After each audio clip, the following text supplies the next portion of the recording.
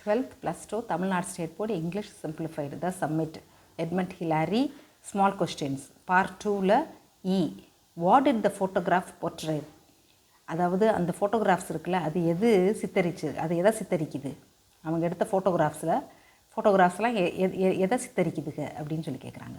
The north ridge அந்த வடக்கில் இருந்த அந்த மேடு இருக்குல்ல ஷோயிங் த நார்த் கோல் அதாவது வடக்கு கணவாய் இருந்துச்சுல்ல அந்த இதை காமிக்கிற அந்த ஃபோட்டோ அந்த old route made famous by the struggles of the great climbers of 1920s and 1930s.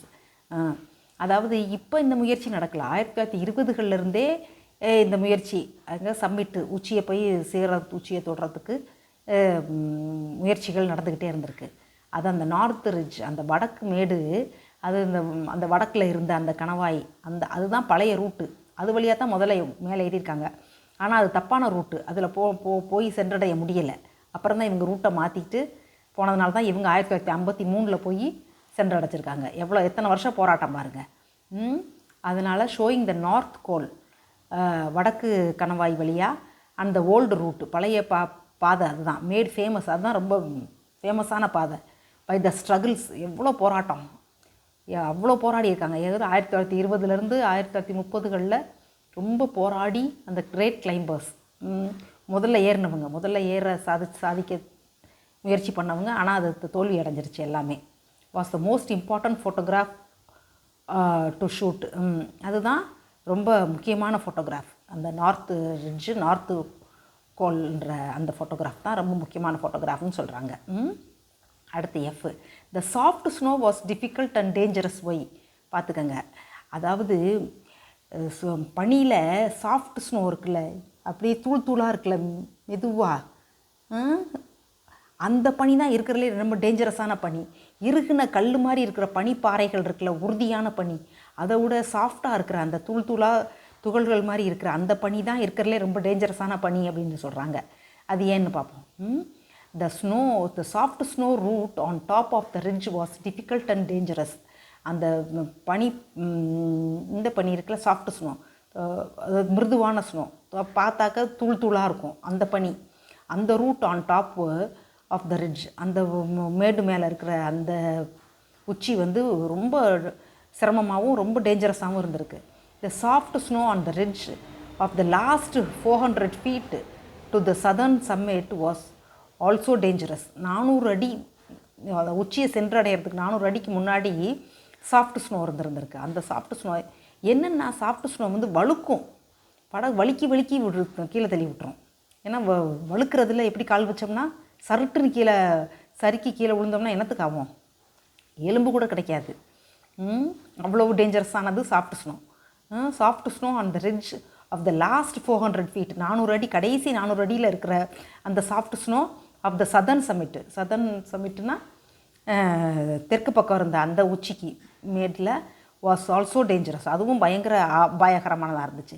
Hillary slipped 3 or 4 steps.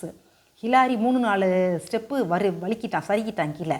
But they persisted in their effort. ஆனால் அவங்க அப்படியே கைவிடலை அவங்க முயற்சியை, நீடித்து மறுபடியும் அவங்க முயற்சியில் தொடர்ந்து வெற்றி பெற்றாங்க. அடுத்து G how did the firm snow at the higher regions fill them with hope. இப்போ உறுதியான பனி வந்துருச்சு.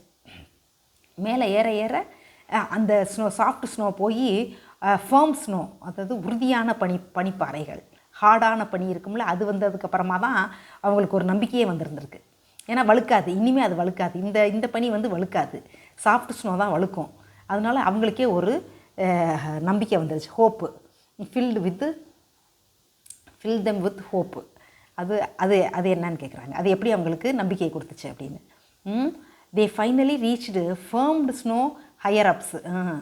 அந்த உறுதியான பனி ஹார்டான பனி இருக்கும்ல அந்த ஏரியாவுக்கு உச்சிக்கு போயிட்டாங்க, ஹையர் அப்ஸ் அந்த உயரத்துக்கு போயிட்டாங்க. அந்த லாஸ்ட் ஸ்டீப் ஸ்லோப் அந்த செங்குத்தான அந்த மலைச்சரிவு இருக்குல்ல அந்த இடத்துக்கு போனேன். And they cramponed along to the south peak by 9 AM. அந்த கிராம்பண்ட் போட்டிருக்காங்கல்ல காலில் அந்த ஆணிச்செருப்பு, அது அந்த ஆணிச்செருப்பு தான் கிரிப்பு. குத்திக்கிட்டு பனியை குத்திக்கிட்டு நடக்கும் அந்த மாதிரி ஒரு ஷூ. அது ஒரு உபகரணம்.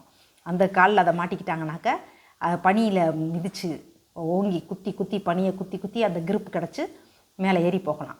அதை போய் அந்த சவுத் பீக்கு அந்த தெற்கு உச்சியை போய் அடையிறதுக்கு 9 மணி ஆயிருக்கு.